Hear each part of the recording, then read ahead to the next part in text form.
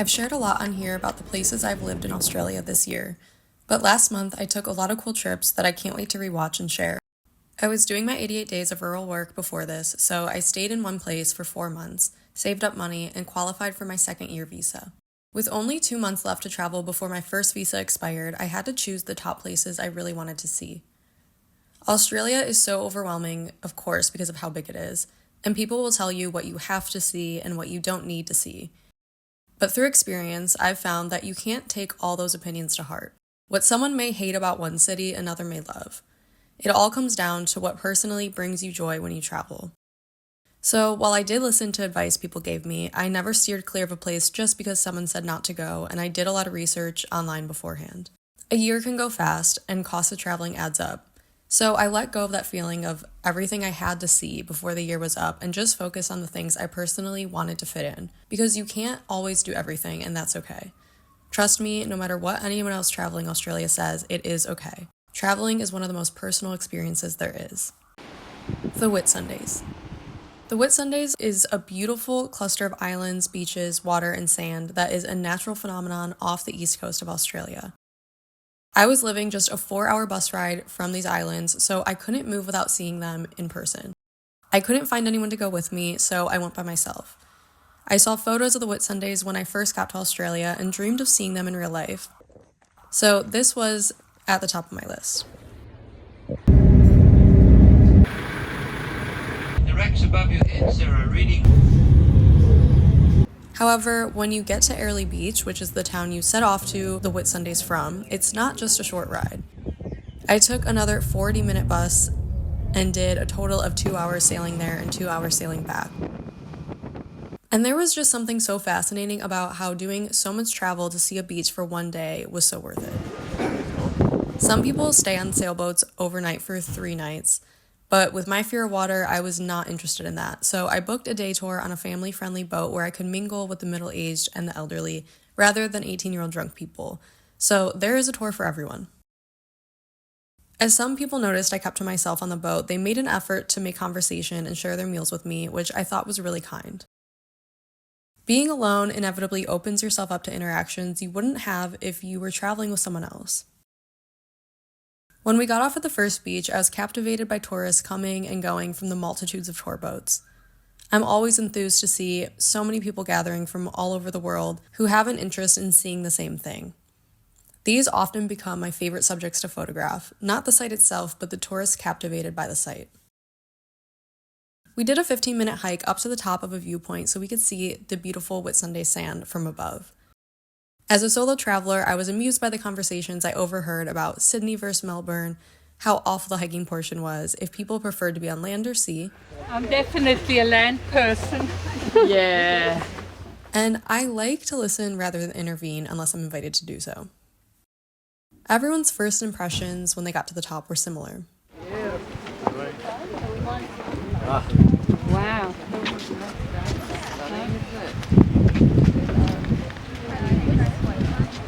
It was one of the few moments in my life I felt that what I was looking at was unbelievable, and how crazy it is to see something in real life that I had only seen in photos, that I'd long awaited to arrive at.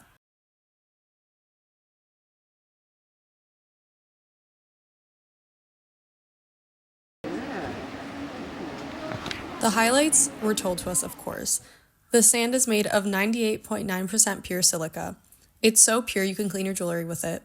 The tide changes the pattern of the swirls every hour. And if you take any sand home with you, it'll cost you a $10,000 fine. The women would come here in the late stages of their labour and give birth in the shallow waters of Betty's Beach. So it was an incredibly sacred site for those women. So much so that the Nauru males were not allowed down on that beach at all. I made a friend who made sure I got photos of myself. He was traveling with his wife and her brother and sister-in-law, and they became my friends for the day.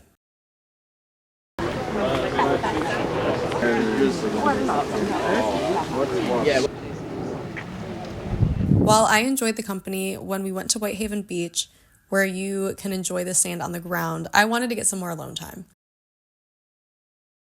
So I walked along the coast, admiring the people there playing games, swimming, having lunch, and had a photo shoot.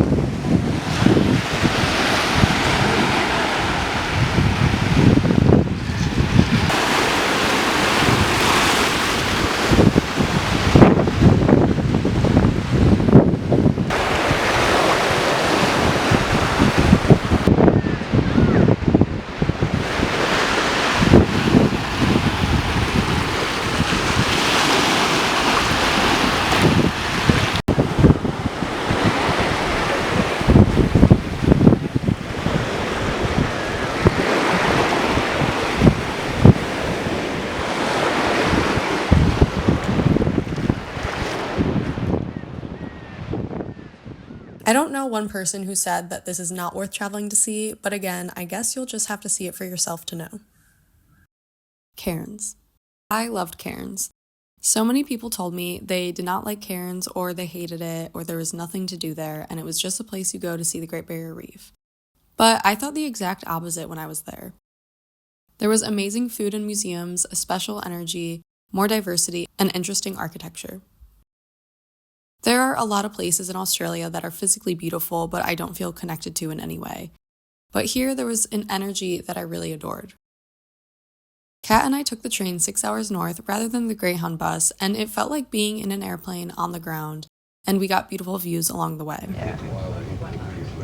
One thing I loved about the museums here is that I learned a lot about Indigenous art, like this charcoal exhibit. I had no idea charcoal was made from burnt tree bark. I'm always finding bits of home in every city I'm in, and this one gave me a sort of Savannah, Georgia feel.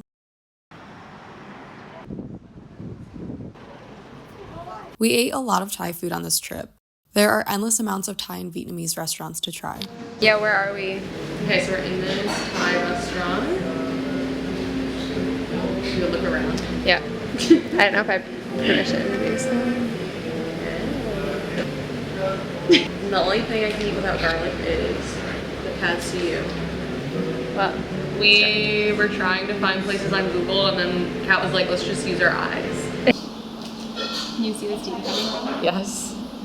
Wow. I don't remember what it's called, but it's like a really classic Korean dish, and it's spicy seafood. Okay, now we're at, oh my goodness. I got coconut, cookie dough, chocolate, Oreos, and M&M's. We did stay in a scary-looking hostel room on the Esplanade to save money. And what do you think of our accommodation that I booked? Hell, never trusting Kat again, and I'll probably be in a hotel tonight, but besides that. We're gonna do a tour. Here we have a double bed, air conditioner, a mirror, some shelves, an old water bottle, my travel candle, our own courtyard. But it was worth it because our next adventure was the Great Barrier Reef. We're here at the Great Barrier Reef. We're about to get on our boat for the day. We found a finger. For the Great Barrier Reef tour, I decided to snorkel and Kat decided to dive. It was a 2-hour boat ride out to the reef. More than 75 centimeters, so please try not to be very near fans. So the algae that is inside the boat is gonna be expert. They are white, they are bleached. We stopped at 2 spots, including Norman's Cave. This sand bed, so you see blocks. There's a list of reefs that are still lively and the best ones to see, which you can easily find online.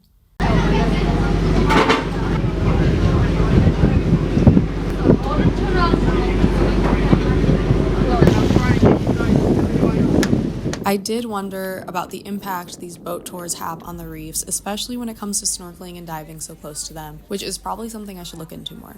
This boat had a marine biologist on board to give a lesson about the coral and marine life. So, right now we're gonna see a lot of them in the reef. A rooftop to lay on and 2 snorkel stops. We got sat across from another American, and I asked her what she missed the most from home. Campfires and s'mores, Taco Bell, specifically nachos Del Grande, cheap liquor, Chipotle, my cat, Bailey, Yes. Hershey Park, and just like amusement parks, because the closest one is like ages away. And ham loaf, but that's a very Pennsylvania What's thing. that? Ham loaf, it's like meatloaf. That's so Pennsylvania. Yeah, it is. And that's all I have so far. But I'm Nice. open to more. And why did you make that list? That way, if I have to leave Australia and go back to the States, it'll make me less sad about going back. I think seeing the reef with my own eyes was the most amazing thing I have ever done. Never in a million years would I have thought that this would be on the list of my life experiences. It didn't even come to mind when I booked my ticket to Australia that this was something I could do. The Great Barrier Reef is like some magical place you learn about as a child that seems so far away and so untouchable, it almost doesn't seem like a real place. And seeing the coral and the fish were absolutely amazing. A year ago, I wasn't even sure if I could do this. I was still scared to swim in the ocean, let alone an open body of water and look inside of it. And I did have moments of realizing where I was and freaking out a bit, especially in the deep water that dropped off from the reef. But I would do it again, and I would recommend it to everyone I know. It was the experience of a lifetime. So pretty.